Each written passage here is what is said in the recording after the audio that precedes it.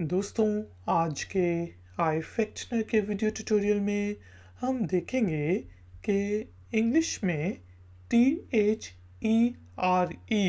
There और THEIR there और THEY there में क्या फ़र्क होता है और इनको हम कब कब यूज़ करते हैं। तो शुरू करते हैं जी अपना आज का आई फैक्शनर का वीडियो ट्यूटोरियल। सबसे पहले देयर, THERE देयर का मतलब होता है वहाँ। जैसे हम कहते हैं ना हेयर, HERE हेयर यहाँ, THERE देयर वहाँ। इंग्लिश में मैं कह सकता हूँ आई एम गोइंग देयर, मैं वहाँ पर जा रहा हूँ।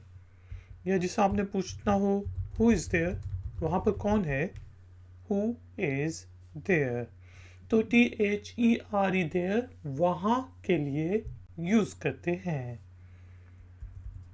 उसके बाद हमारे पास है THEIR देयर।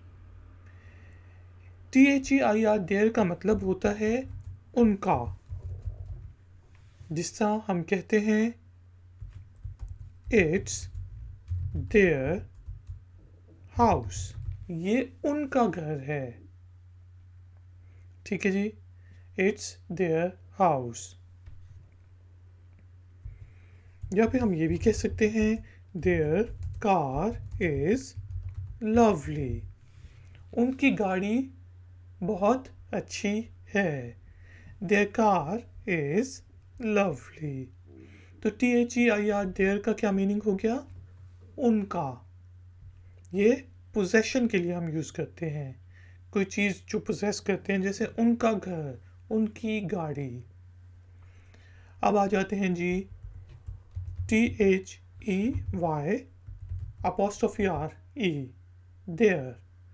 ये दे आर की शॉर्ट फॉर्म होती है, यानी कि जैसे हम कहें कि वो आ रहे हैं, वो लोग, ठीक है, वो कर रहे हैं, जिसे हम कहते हैं दे आर कमिंग, वो आ रहे हैं।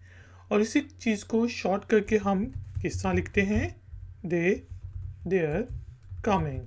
और जब नेटिव स्पीकर बोलेगा या फिर कोई फ्लुएंट इंग्लिश स्पीकर बोलेगा तो आपको लगेगा कि वो देयर ही कह रहे हैं, देयर कमिंग। ठीक है जी। या फिर दे आर गोइंग देयर, वो वहाँ पर जा रहे हैं।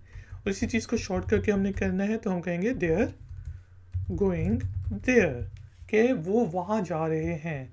तो यहाँ पे THEY दे और RE का मतलब है वो कर रहे हैं, वो जा रहे हैं। और THERE देयर का मीनिंग है कि वहाँ पर। तो दोस्तों, उम्मीद है कि आप लोगों को देयर, THERE देयर और THEIR देयर और THEY देयर का डिफरेंस समझ आ गया होगा।